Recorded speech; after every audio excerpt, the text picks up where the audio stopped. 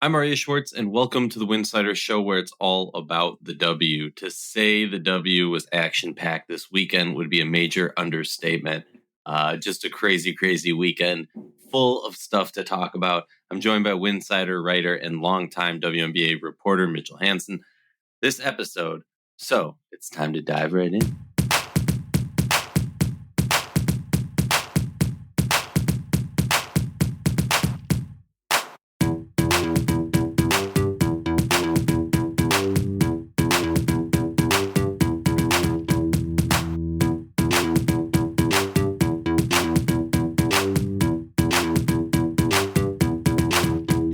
Like our show, please consider joining our Patreon community, patreon.com/Winsidr. That's patreon.com/Winsidr. For less than a cup of coffee a month, you can directly show support for the hard work we all do covering the W.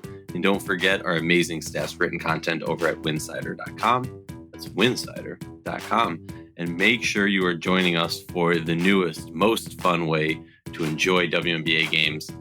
We're over on Playback. We have these fun watch parties. Use the link playback.tv/Winsidr. That's playback.tv/Winsidr. We're back to the Winsidr show. I'm excited. Mitchell, we'll get to the links in a moment.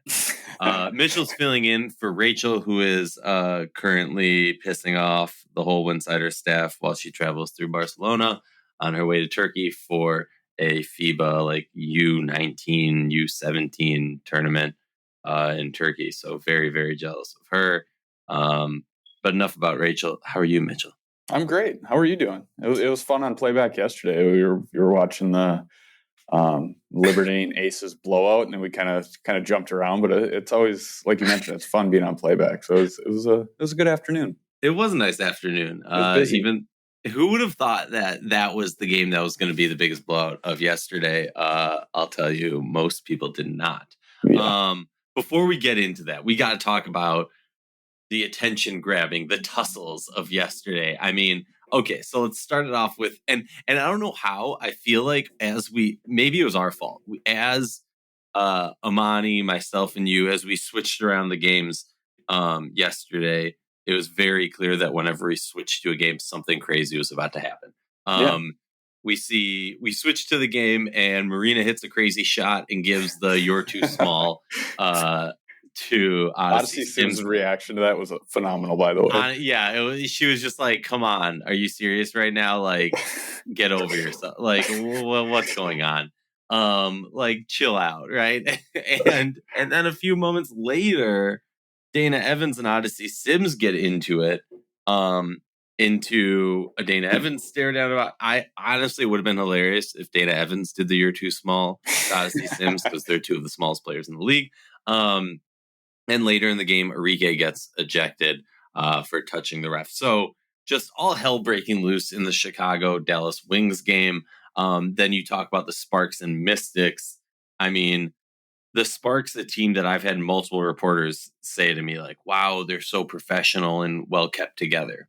And I think a lot of people would say that about the Mystics also. But then you just have Laisha Clarendon cutting to the basket. And I get the idea behind it from Brittany Sykes to foul so that you can't get the shot off. Concerning when you bear hug a player who's running full speed. Injuries happen that way. And you see Lay trying to kind of get out of it. They fall to the ground. There's a point where after they fall to the ground, Sykes gets up, kind of gives a shove to Laisha, and then looks down, gives the flex, and was pulled off. She'll be removed from the game on that one. And I'm trying to think, like, the Dream Fever game was maybe the most normal, calm game of yesterday. Maybe we missed it.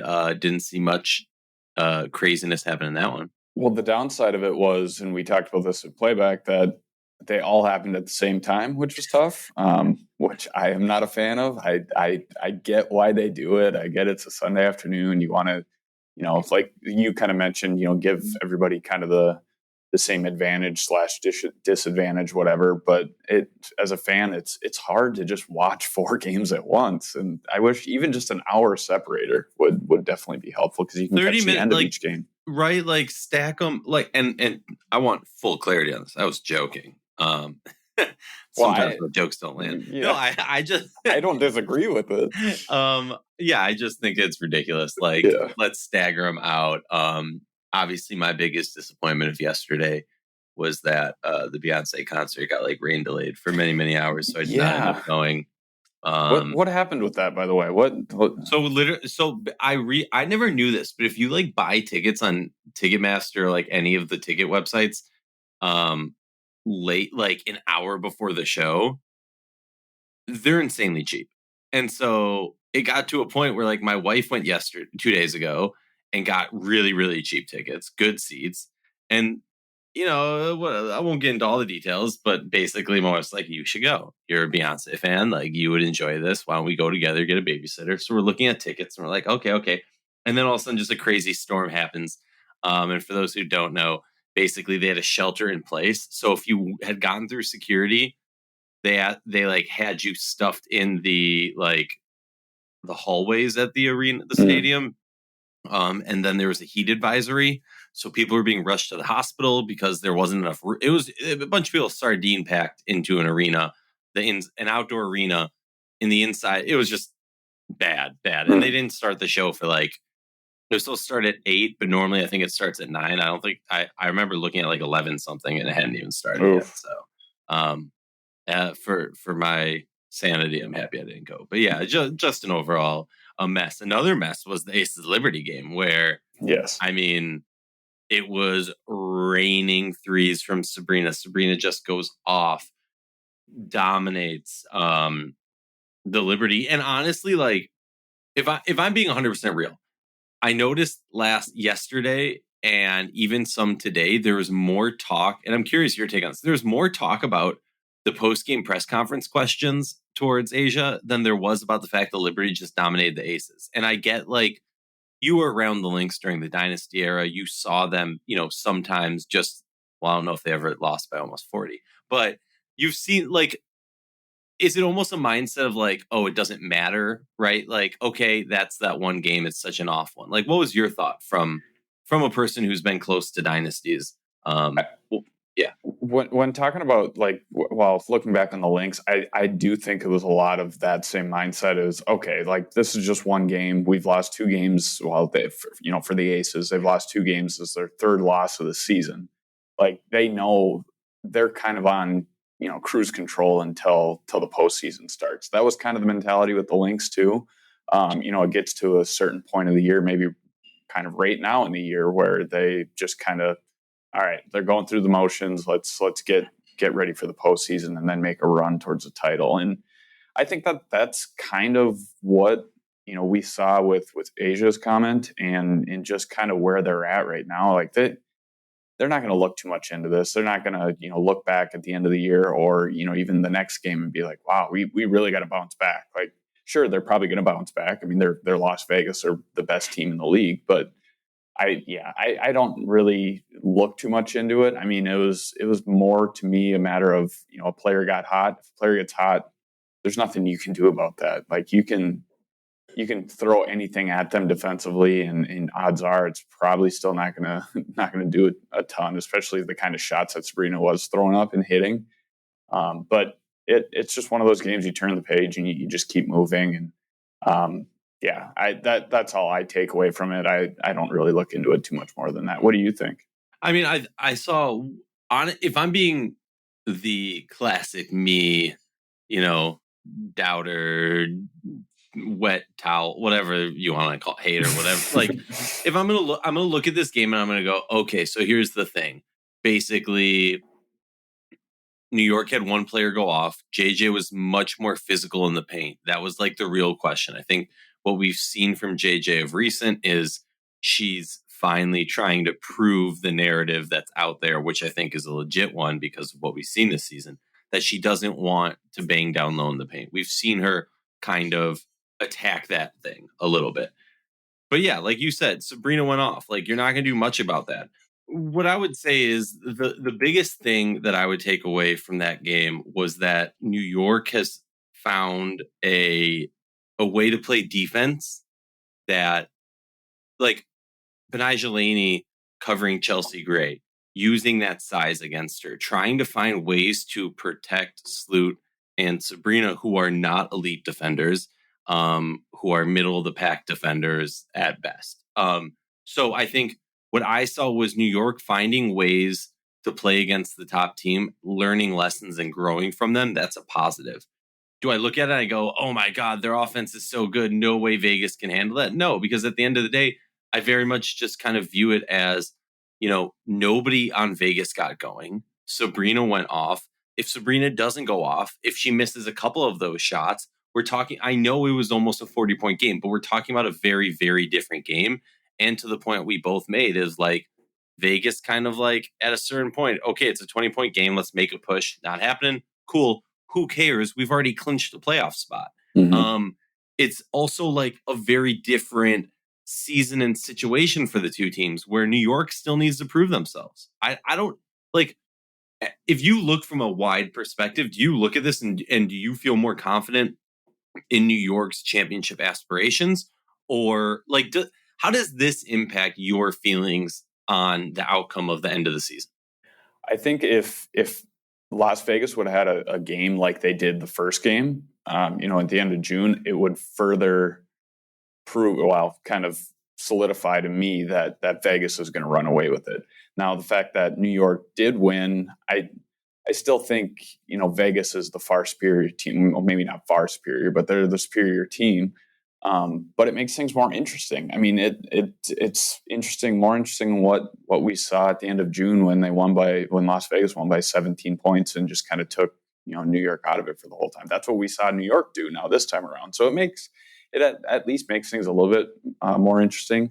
And the other thing is too, like, obviously this New York team is much different than what we saw at the end of June. They're a lot better than what they were at the end of June, which is expected. So you expected some sort of, bounce back or, improvement at least from what we saw the first game. I don't know if anybody expected the type of game we saw on Sunday than what took place. But, New York they can match up with Vegas, a decent amount. And like you said, when they can get going and you can take Asia Wilson out of the game, like we saw, that it definitely gives them a chance. But I mean, in the end, I don't think that it really changes my viewpoint on what will eventually take place. I think that, Vegas will maybe drop one game in the finals and then they're going to win the rest. So regardless of who it is. I just think they're just way too talented and too deep to match up against. And they have the depth too. And like, okay, the questions of Candace Parker's health, I get it. No, like, but it'll be very interesting to kind of see where the teams go, and especially considering the fact that they play 3 more times in the next couple weeks. I think we might almost be sick of the Liberty Aces in the next couple weeks. Who knows? But don't worry. I'm sure we'll enjoy it. It'll be some good basketball. If nothing else, it's a fun rivalry that's building. I mean, it's a fun matchup that. It's kind of similar to the Sparks Lynx that we saw during the Lynx dynasty era. Or it's just a fun matchup. The Mystics Storm or the Sun fill in random other team. Right. There's been some amazing short-term rivalries of top powerhouse teams in the league. And I think it's been amazing. But I agree. I don't think that like I come out of this game and I'm like, oh man, New York is so like, I would almost argue that honestly, my perception of the league changed in no way after that game. Right. Does it give me a little bit more confidence that New York, because I said before the game, I think Vegas was going to blow them out. And I think if we do see a matchup in the finals, if I'm being completely blunt, I think Asia Wilson, the Aces sweep New York. Obviously, like, you could have a crazy game like yesterday, but whatever. It's just my thoughts. I wasn't, because I think when you get so blown away by a team at a certain point, like I said earlier, you just kind of call it a quits. Because like, what's the point? Are you trying to hurt the player? Like, what are you going to do when there's a minute left in the third and you're down 40? Like, yeah. But we even saw that, like, basically before even the midway point in the third quarter, it was like, Becky pulled the starters and it was just throw in the towel. Like it ended up being more of a blowout than maybe what it could have been or what it maybe, looked like throughout the first 2.5 quarters or whatever. But I don't know. I look at it like, are you going to have the type of shooting performance that, like, can you rely on that type of shooting performance, a couple times in a series? I don't think you can. I mean, if you can, you deserve it. I mean, the pushback on two front is you can say the same thing from Vegas. Are you going to get that same shooting performance? No, because there's no way none of them go off. On the other hand, are you going to get that same shooting performance from Stewie and some of the other players? No. So I think it's like a very much catch-22. I guess I will say this, through talking it out, the one thing that I was impressed with and changes my perception of New York a little bit is when we saw New York go off, was it against Indiana? I forget who it was against. Yeah, it was Indiana when they had that historic first quarter. Mm-hmm. Honestly, they weren't that good second, third, fourth. Right. Like, and the third, fourth was really not good. They just rode the wave of that early first quarter. And so to see them pile together a big win, but it was a complete win, even if the other team's phoning it in at the end, I think that is an indicator for me of positive things. So now let's talk about the Wings.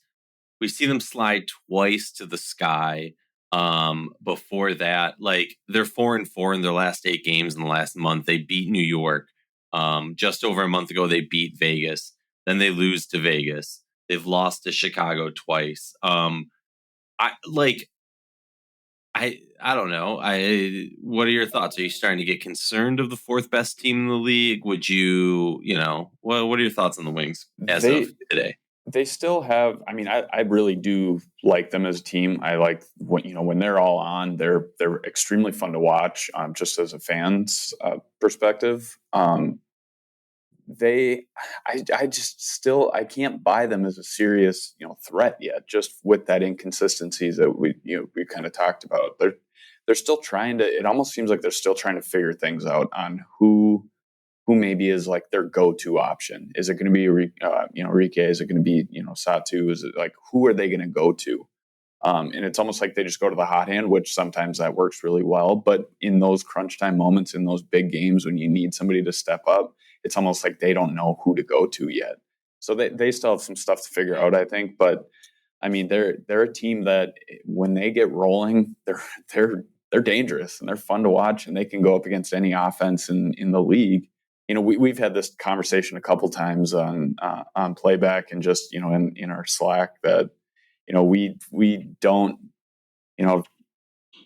we kind of question like who, like I just talked about, who is that number one option? Who, like, it seems like something's missing yet. It just seems like there's something that needs to be added if they want to make that next step. And I think that that's something they still need to figure out. And it's a good problem to have. I mean, you got to, trying to figure out how to take that next step is a very good problem to have. And I think they're just kind of in that middle ground right now, which they're on the, the uptick, but they're, I don't know if they're serious contenders just yet. Well, and I'll say this, I don't think I've heard anyone call them serious contenders. Well, right. No, exactly. That's the funny part for me is like, they're not. Right. Nobody thought they were. There's a reason why, if you're like me and you put $10 down a month ago on them, that you would win 1,000. Yeah. If you picked for any team other than New York or Vegas, it was like $10 to win 65. So like, it's just one of those situations where I think if everything clicks right, this team can be really scary and beat any team in the league. Mm-hmm. And I think the fun, interesting thing and almost desperate thing about us as not being part of a team is that Dallas is the only one we can say that about. Everyone, I got some comments from the last episode about my dream hate. I'm not hating on the dream. I just don't think Ryan Howard's old enough yet. I don't think she's grown enough in her game. I don't think that roster is at the same level that Dallas is. We've seen that growth. We see where they are. We know Dallas has the superstar power, and those superstars are far enough along in their career that they can make noise that I don't think Atlanta can make. So sorry, Atlanta Dream fans who hate my constant bickering. There's a much different thing, or there's a big separator between being a good regular season team, being a good first half, or maybe even like 3/4 regular season team compared to that final fourth and in the playoffs. So that's completely different. And that's where you see a lot of those younger teams kind of taper off and kind of fizzle out towards the end, or even in the playoffs, because they're inexperienced. I mean, that's part of, like, to your point, that's part of growing. That's part of taking that next step, is learning from those times, learning from those experiences. And I'm not saying Dallas has experienced all of that yet. I mean, Natasha Howard probably has more than the other two on their big three, but I do agree with back to Atlanta that I don't think that they're really going to do much. Maybe towards the end of the season in the playoffs. They're a great team. I mean, they're where they're at in the standings for a reason. That's not a mistake. But I think that Dallas could. I shouldn't have said that they're throughout the like serious contender part, but I think they could play spoiler. They could upset somebody and kind of clear a path for somebody else or whatever that may be. But I think that's kind of the difference between Dallas and Atlanta is just kind of that, like you said, they're just a little bit more battle tested than maybe what Atlanta is right now. One of the things I really, really enjoy doing is looking at the last 10 game record.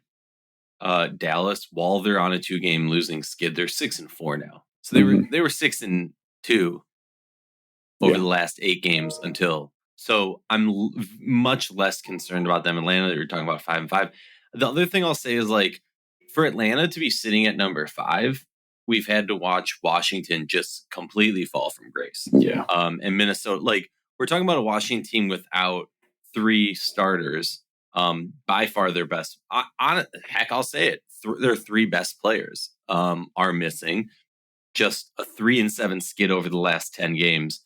And you can see that frustration boiling over in the likes of those fights, the scuffles, the whatevers you want to call them.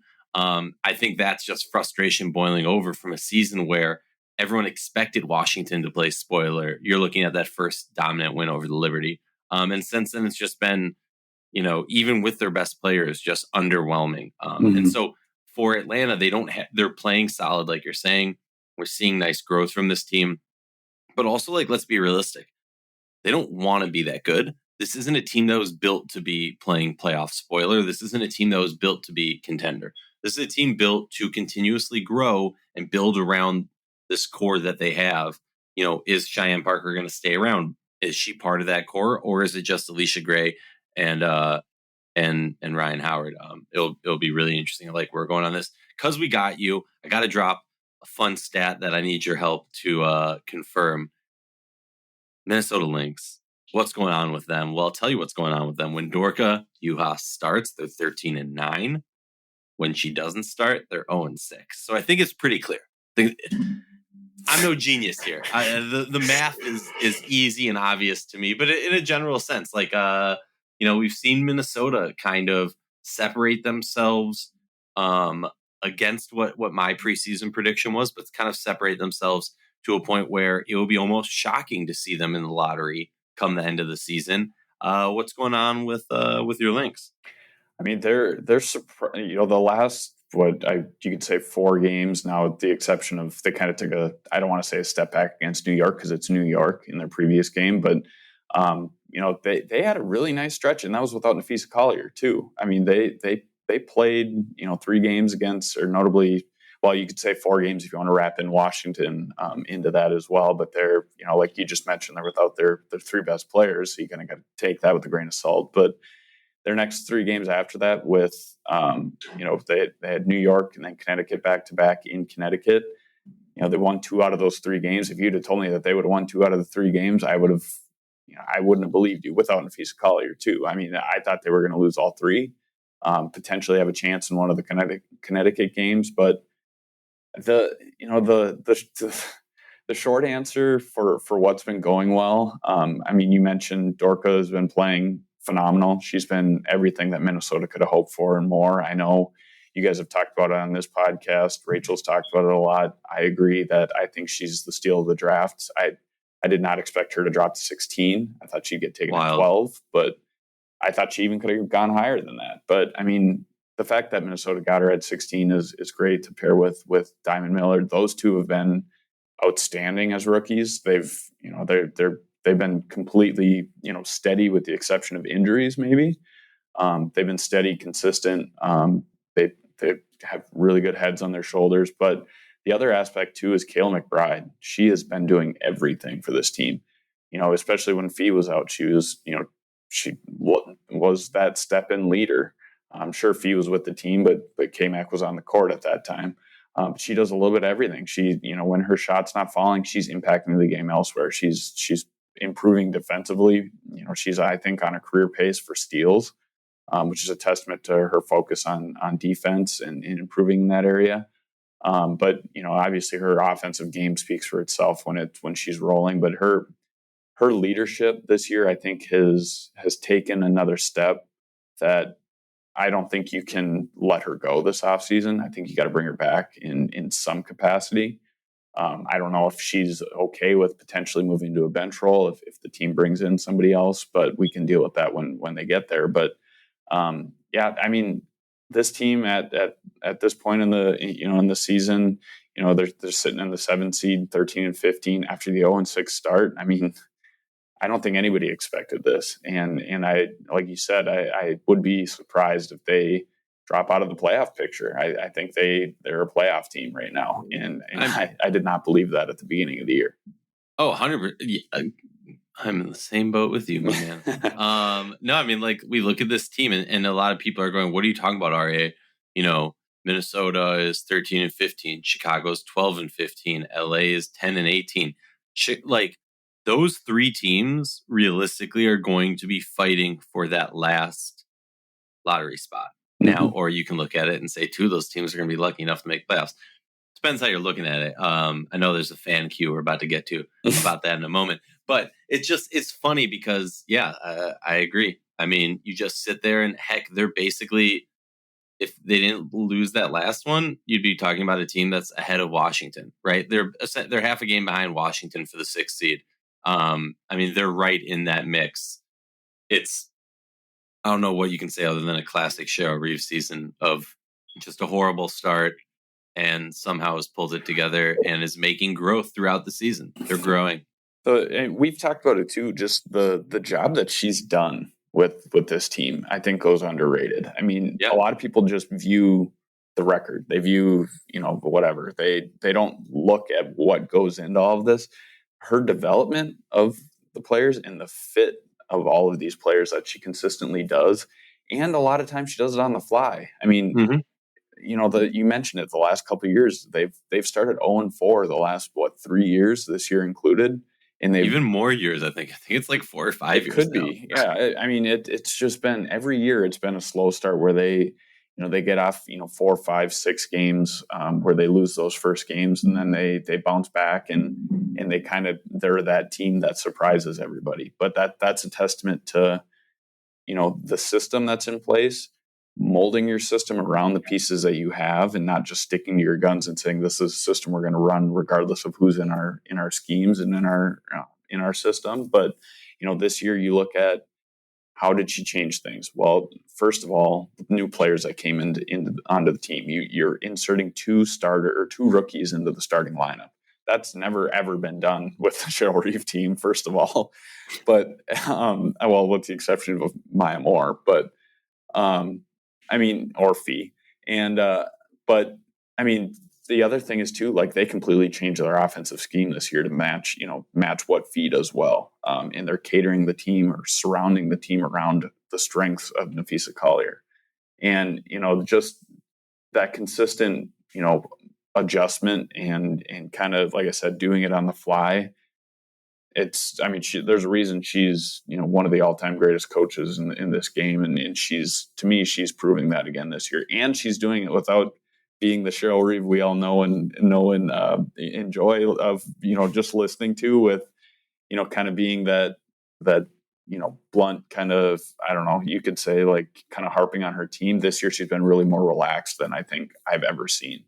And it's, it's refreshing and it's cool. I mean, it's great to see. I mean, it's fun to watch, and it's impressive to see the job that she's done too, with not only adding the players. I know she's not the GM, but she has a large role in all of that. But her and Claire do a good job of leading that team and continuing to find kind of hidden pieces and pieces that fit this team well.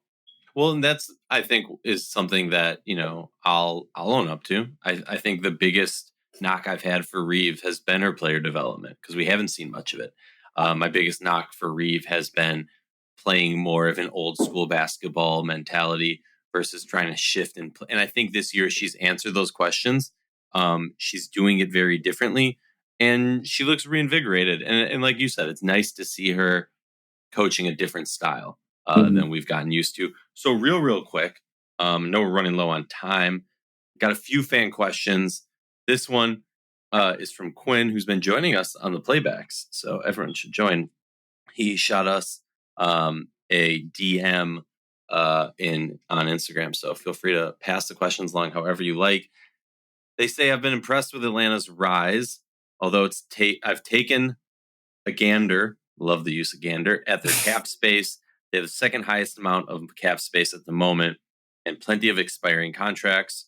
Why doesn't a team like Atlanta take advantage of this and trade some of these pricier contracts for draft compensation so they can challenge the shaky Liberty? Now, I think shaky Liberty might be pre-sent. This was sent a few days ago, so that makes sense. No, I think so. First of all, trade deadline is today. I don't think we'll see much. Maybe we'll see some cuts, maybe some divorces, and some re-signings, things like that. But I don't think we're going to see much. Nothing earth-shattering. But hey, I've been wrong before. I think the reason you're not going to see it is what we touched on earlier, not to be short, but just that Atlanta doesn't want to do that good yet. The reason you have those high contracts for expiring vets who aren't the key players is because they have that cap space. And they're one of the few teams in the league that were able to do that. They have a good amount of draft picks coming soon. Don't get rid of those draft picks. You have a lot of amazing players coming through the draft in the next 2 years. So hold on to those. And then you're adding those players onto a team that has your core already established, which I think is a smarter move, as opposed to trying to, not cheat the line, but like skip the line a year, if that makes sense. Mm-hmm. Trust the process in Atlanta. I like the direction it's going. We got Corbett, aka the Alley-Ope, because it's just a great graphic. I don't know if we can properly prepare a discussion, but I think at this point we need to talk about the perception of tanking in the W. I would love more on what Corbett means from the perception of it. I think just realistically, and I've said this before, and again, Mitchell, hop in at any point. Like, players don't tank. GMs tank. Coaches, it's hard to tank. Players don't tank because the W is 100 and, they say 144. It's less than that. It's like 139 players in the league. Like, you can't tank as a player because having a couple bad games can lose you your career. You can't tank as a coach because there's 12 spots. And if you're not performing, you will lose your spot and be done, unless you're a Kurt Miller, unless you're a Cheryl Reeve. Or unless the ownership has made it clear we understand we're not going to do good and we need to do good later on. I think GMs tank. And the way GMs tank is by putting together flawed rosters that, if done correctly, build around a key piece like a Nafisa, right? But there's some other obvious holes that are missing, and you don't worry about that so much. You don't sink money into solving that issue. You focus on tanking or getting a better draft pick.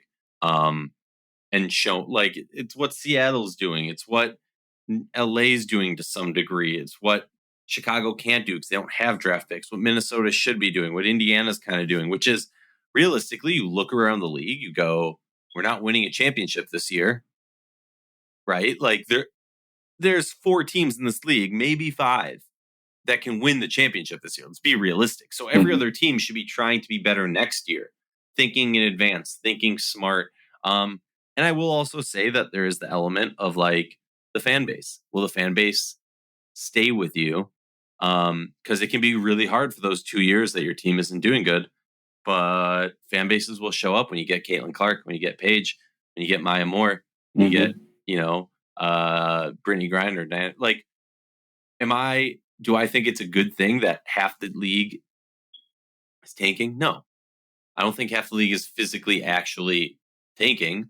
Did that make any sense, Mitchell? I agree with you that, in any league, but maybe specifically the WNBA, it's hard to tank. I mean, it is hard to tank just for the aspect of you're dealing with people's livelihoods like that. Like, to your point, like, players are not going to tank because they could be out of the league in 2 days, and next year maybe never return because there's so limited spots or so few spots in the WNBA. Same thing for coaches. I agree that if you're tanking, it starts above that. I mean, it starts as the GM, maybe the owner, but then at that point, you have the 2-year total that comes into effect, and you're, like you said, you're messing with the fan base. How is that going to impact your future? Just with the revenue that your team is going to be bringing in. I mean, that's from a GM's perspective. That's from a owner's perspective. When you think about tanking like that, there's a lot of factors that go into that, and you're kind of pushing all of your chips in when you do something like that, and that's why I just really don't think that teams actively try to tank. I don't know. I mean, and there's the other thing of it is too, like, let's say you wanted to tank this year and you're in a position to get a top pick. Are you going to get Caitlin Clark or Paige Beckers? That's not a guarantee. So, they might delay one more year. Right. So are you going to do that again next year and go further into the hole on revenue and, everything? I'll say this. I agree with everything you're saying. The one pushback that I'll have is, look at Seattle. You can here's what I'll say. There's tanking, and then there's, to quote the great Buzz Lightyear, there's falling with style. Or I guess it was a Woody line, not a Buzz Lightyear line. Like, Seattle, I think, is very much doing it perfectly in the sense of you still have reason to go to the game. You still have the excitement of Jewel Lloyd's doing historic things. Jewel Lloyd is being next level and is fun and entertaining to watch. So giving reasons for the fans to come to the game, but at the same point, like, you gotta lose, because otherwise, what are you doing? Everything you say. One last question, and then I'll let you get out of here, Mitchell. Christian on Twitter: who determines what a good question or not when in pressers? I would say there's 3 people who decide: media, fans, and the player. And very often the 3 do not see eye to eye. Because just think about it. Like, look, I didn't hear the question. Like, everyone's talking about the A'ja Wilson question. Should there be a question after a person in the MVP race who's on the top team loses by almost 40, shoots 2 for 14? Should you ask a question about, you struggled tonight, what went into that, and so on? Or how are you going to grow from this game when you had just an abysmal bad night? Yeah, I think it's a total fair question. Like, this is pro sports. You should be asking them about that.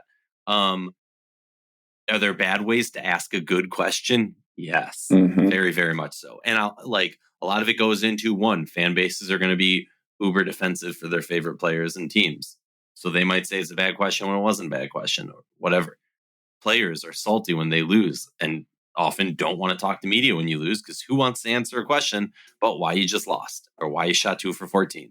So I don't know. You of recent are in much more pressers than I. So talk about that, and then he had a second question that we'll get to in one moment. I do agree with you that there's an etiquette or kind of a way of. I mean, it's just like any conversation you have with anybody. There's a way of asking a question and communicating that question. If I came up to you and was like, let's say you're a coach, and I said, you lost tonight, why? That coach is going to be like, whoa, like what? Like, why'd you ask that? Now, if I asked it, you guys, struggled from the field, what went into that? Do you think that fed into putting together, your season low in points, and ultimately you came up short in that regard, or whatever? That's maybe a little bit of a better question, because you're not just like those people that are getting asked that question, they feel like you're just going at them, you're attacking them. And not like you said, I don't disagree with the question. I think it should have been asked of, what fed into the struggles maybe. Now the question of, what do you think about your worst performance of the year? Like, what do you expect her to say? Like Right. she's not going to respond nice to that. Like, no one's going to. No. And it's just being respectful and asking in a respectful way is goes a long way. And yeah, I do agree that there is a very right and a very wrong way to asking questions. And I just think that it could have been handled better in this example. I'll also say this, something that I noticed over my years of going to post-game pressers is fine, I'll call out W Media. Why not? A lot of W Media don't show up for the losing team's presser. A lot of the media members, I'm not saying names because this isn't like a names thing. Like, just I'll go, like, you'll notice a lot of people just don't show up because they don't want to ask those questions. It's uncomfortable. You want to be more friendly with the players and things like that. But like, that's part of the job. And I think, no one person decides if it's a good question or a bad question. But at the end of the day, I think questions should always be worded in a respectful, thought out manner. Mm-hmm. And look, sometimes you're going to spend a lot of time thinking of the question, trying to make it come in a positive, in a respectful manner, and the player won't take it that way, or whatever it is, it's not received in that way, and you can grow from that too. But I think going into it with the loving heart of, I'm trying to ask a legitimate question here in a respectful manner. Like, if you miss the game-winning shot because you decided to pump fake and take a shot from a different location, it's a fair question to say, like, hey, you missed the game-winning shot and, blah, blah, blah. You passed up a shot at your hot spot to go to a spot where you shoot a lower percentage. Did you think about that? Or like, why did right. There's legitimate questions, and then there's illegitimate questions. And the thing is, like, with the the losing locker room or the losing press conferences that you mentioned. Okay, so obviously players and coaches don't want to talk about a loss. The media does not want to write about a loss either. I would much rather write about a win than a loss. Mm-hmm. But both parties have a job to do, and that's whether fans think that way or not. The media is not out to get players and coaches are, it's not just a constant battle, but that is part of both parties' jobs. Like, players and the coaches have a job to be in the winning press conferences and the losing press conferences. That is part of their contract. That's part of their job. And just as much as, the media has a job to do to cover on both sides of things. So it's, yeah, I mean, you gotta take the good and the bad, but it is about being respectful throughout the process. And these people, these athletes, these coaches, they are people, and I think people need to remember that first and foremost. Hundo P. And last question from Christian: with 4 of Connecticut's 7 losses coming against the Aces and Liberty, what's the realistic expectations for them in the playoffs if they stay in 3rd place? Well, I think the interesting aspect, and we can dive into like seeding and all of that, but I think that's a whole episode on its own. We'll get a little closer to the playoffs before we do that. I think it's a legitimate question. I do also think that I'm a little bit higher on Connecticut than maybe some other people. We've seen them grow throughout the season. If I'm being 100% real, I think Connecticut's issues, like, Connecticut's not winning a championship this year. And that's just because the issues they've had forever continue today. While they made some positive moves, I think they're still a little bit away from it, as it were. So I think it's a legitimate concern. That said, as we said, if either this episode or on different ones, whatever, like, it's really, really hard to sweep a team in 4 games. It's really hard to just beat them, just beat them. So I would like to think that, like, maybe that's a positive if you're a Connecticut fan, that they've already lost to these teams so many times. So you've learned from that. I don't know. Do you think Is that what concerns you, or are there issues in Connecticut's game that concern you? I guess is this is kind of not this is kind of off the beaten path here, but first of all, I wish Bree Jones was healthy, and Yeah, I would love this team like this. Well, I do like this team a lot, but if she was healthy, they would be, to me, probably almost. I mean, them in New York would be, I think, 2A and 2B, but without her, obviously, I don't mind this team. I kind of view them as, we talked about spoiler before, a team that could play spoiler. Connecticut's definitely a team that could do that. I think that they can not only play spoiler, but they could maybe make a little bit of a run. I don't think, like you said, that I don't think they're going to win it this year. But could they maybe make the finals? Yeah, I think they could. I like what they do defensively. They force teams into making a lot of mistakes, which is something they've done, throughout the last few years, but especially this year, or again this year. But then they do have, I mean, they can match up well against other teams. They have, Alyssa Thomas, DeWanna Bonner inside, and they can hurt you from outside too. So they do a lot of good things. They are a very interesting team. They had Bree Jones in there. I think that, it would be even better. I'm bummed that she's out. I know a lot of other people are as well, but they're a team that I think, could make a little bit of a run. And the thing is, this year again, they play into that disrespect, kind of mantra or narrative. So they can never win, because that, like, what happens if they win it? Then there goes their whole mantra. Right. I just think my thing is their Achilles heel is scoring. Yes, is like they have amazing defense. They can grind you out. They play an ideal style of basketball for the playoffs, if we're being real. But like, none of their scorers are consistent enough for me. It's somebody's stepping up for them that night, and that's great.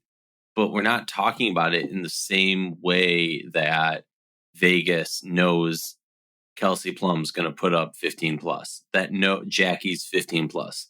Asia's going to put, whatever number she's putting up, cool, but she's also going to add in 15 rebounds. It's like having that confidence and just that consistency on a scoring front. That's my concern for Connecticut. Yeah. It always seems like it's either, DeWanna Bonner's going off or Alyssa Thomas is going off. It's never really a mix of both. That game that Alyssa Thomas, I think it was against the Lynx. Yeah, it was against the Lynx when she had her 2020 triple-double. Yeah.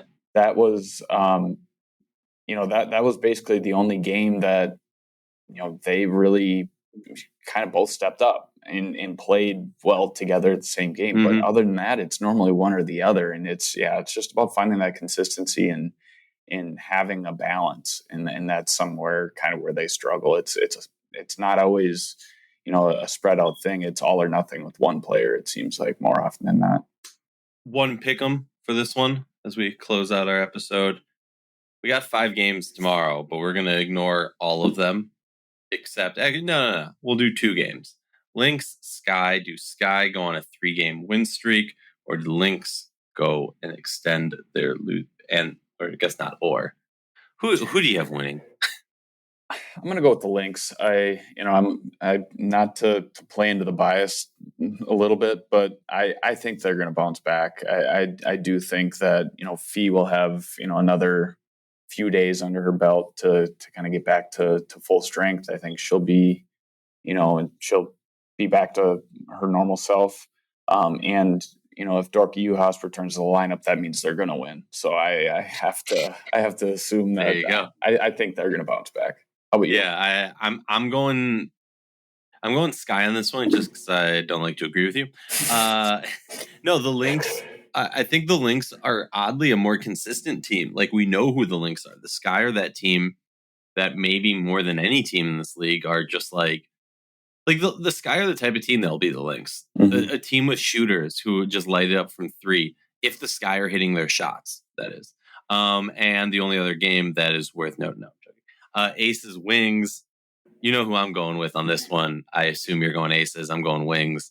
Wings need to bounce back. Wings, although Aryeh might not be playing because of her ejection, so that might be a huge issue, but why not? Let him fly. I do think that game's going to be close. I don't think it's going to be a blowout by any means. 40-point game. Yeah. And now I say that and it'll be a 40-point game. But I mean, like for instance, like to compare it, like Vegas was 4.5-point favorites over the Liberty. I would say that that's probably a pretty fair line for the Dallas game. I think it might be around that 5-point mark, or maybe 5. I think Dallas at some point might be, it'll be kind of a back and forth game, and then maybe Vegas pulls away at the end. But I think it'll be a good game for sure. Well, as I like to do to end every episode, Mitchell, who's your GOAT? I don't know. I don't know. Aryeh.